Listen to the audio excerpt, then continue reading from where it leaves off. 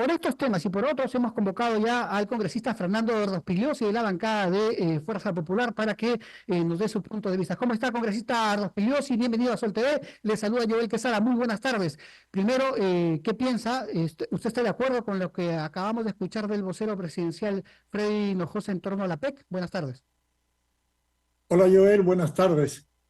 Eh, no, yo creo que no hay que usar tan ligeramente esos términos como traición a la patria, pero lo que sí es evidente es que grupos de comunistas, de caviares y de extorsionadores y todo tipo de delincuentes quieren impedir o deslucir la APEC, que es un foro importantísimo porque no solamente vienen jefes de Estado de relevancia mundial, como el líder chino y de otros del Japón, quizás el presidente de los Estados Unidos, no sabemos, pero viene gente muy importante, sino vienen miles, miles de empresarios de todo el mundo que aprovechan este evento para reunirse acá y para hacer negocios entre ellos, pero también para mirar al Perú. Y también vienen alrededor de 2.500 periodistas de todo el mundo.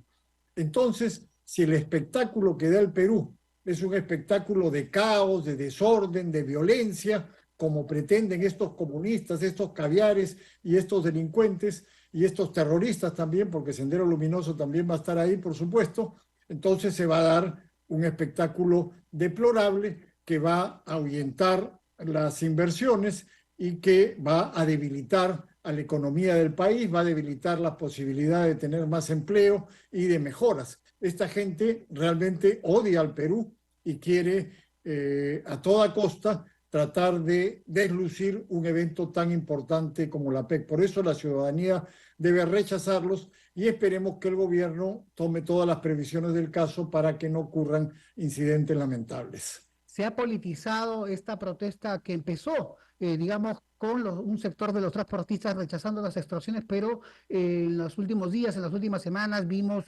también algunos activistas políticos, ¿no? Inmiscuidos, por ejemplo, en la plena Avenida Bancay. Nosotros mostramos unos videos y esto se distorsionó, digamos, por apetitos políticos. Totalmente, totalmente. Era un reclamo justo al principio, exigiéndole al gobierno que resuelva los problemas de seguridad que nos agobian a todos los peruanos. Pero inmediatamente se subieron al carro dirigentes tanto de Sendero como de Antauro, como delincuentes, extorsionadores, todos se han subido al carro para tratar de obtener algún tipo de beneficio ahí. Por supuesto, eso ya es evidente para toda la ciudadanía, ¿no? Una cosa es reclamarle al gobierno seguridad y otra cosa es crear más inseguridad con estos eventos. Yo estoy todos los días viniendo al Congreso. Hay centenares o a veces miles de policías que tienen que desplazarse para controlar a esos manifestantes. Es decir, se le quita policías a la seguridad ciudadana para controlar a estos manifestantes violentos. Dime tú si no es una contradicción. O sea, evidentemente esta gente no quiere seguridad, no le interesa la seguridad. Ya se hizo el paro, ya se hizo el reclamo, todo está muy bien. Pero todos los días vienen a tratar de generar violencia frente al Congreso o en otros lugares y la policía tiene que desplazar a centenares o a miles de sus efectivos, impidiendo que esos efectivos estén luchando contra los delincuentes. Esta gente lo que está haciendo es favorecer a la delincuencia. La delincuencia está feliz con todas estas manifestaciones porque miles de policías están destinados a controlar estos grupos y no a luchar contra la delincuencia.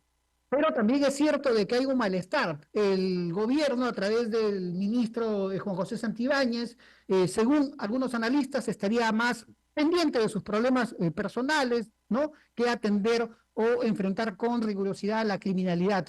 Aquí también hay una crítica al gobierno. ¿Está de acuerdo? Sí, sin duda, sin duda.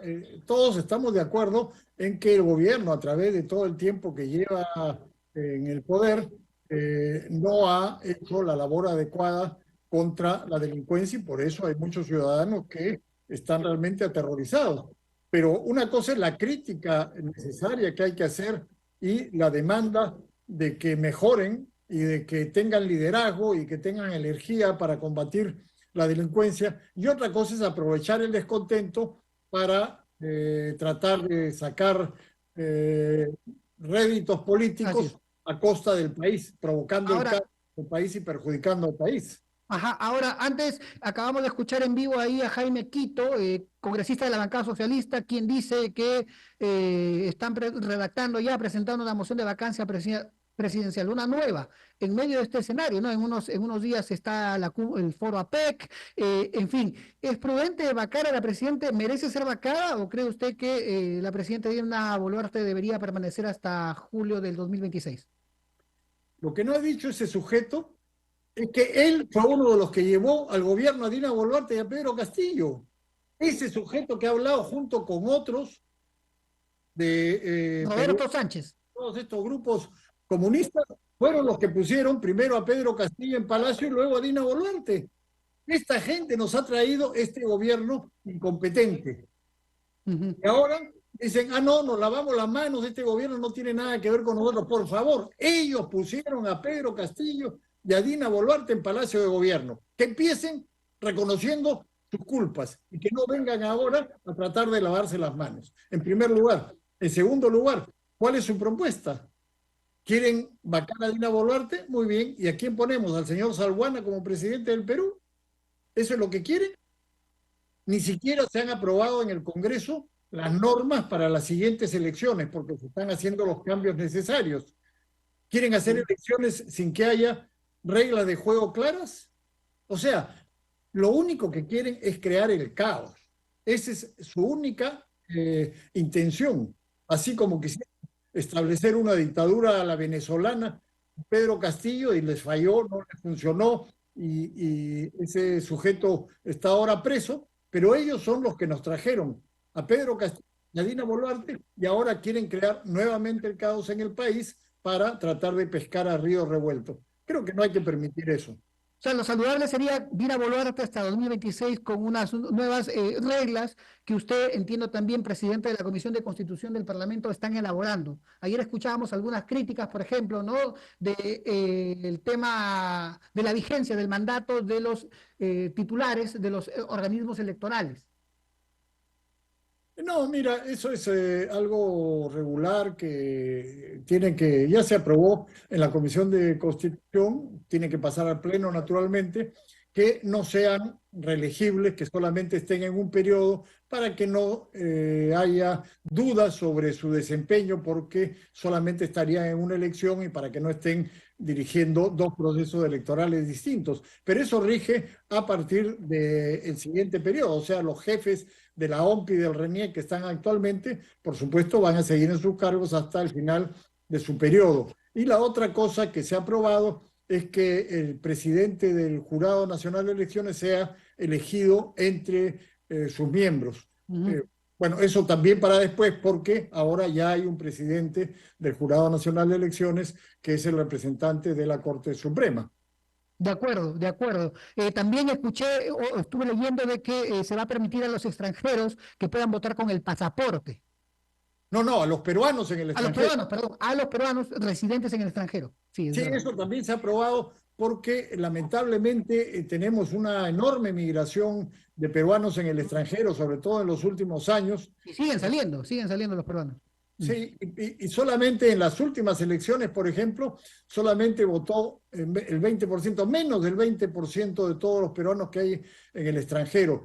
Y ahora, por la misma recomendación de la OMP y de los organismos electorales, se ha pedido que se habilite el pasaporte. El pasaporte es un documento muy seguro, tiene como para circular por los aeropuertos del mundo se necesitan medidas muy estrictas de seguridad. El pasaporte es un documento súper seguro que también tiene incluido ahí el número del DNI del ciudadano peruano que está en el extranjero. Así es que es un documento con el cual los peruanos, si es que se aprueba esto en el Pleno, podrían votar también en el extranjero. Es para facilitar la participación de los peruanos en el extranjero, muchos de los cuales, como digo, ya tienen DNI caduco, se les perdió y como están ya en el extranjero no les interesa mucho, pero todos tienen que tener su pasaporte.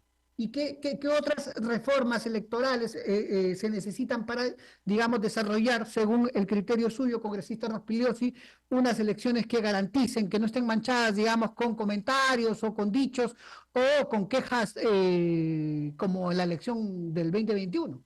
¿Qué se necesita? Bueno, hay varias cosas. Ahora, por ejemplo, estamos discutiendo asuntos vinculados a la valla electoral, Ah, para que no haya tanta fragmentación como la que existe actualmente, que hay 13 grupos en el Congreso y que hay 40 y quizás más el día de las elecciones partidos. Hay que poner ciertas vallas para que solo los que superen, por ejemplo, el 5% de la votación o el 5% de los diputados puedan ingresar al Congreso, etcétera. Esas reglas de juego no están definidas todavía y tienen que definirse lo más pronto posible porque un año antes de las elecciones tiene que cerrarse todas las normas para permitir que haya predictibilidad. ujú. Entonces, esto tenemos que lograr aprobarlo antes de abril del próximo año, que es cuando se convocan a las elecciones.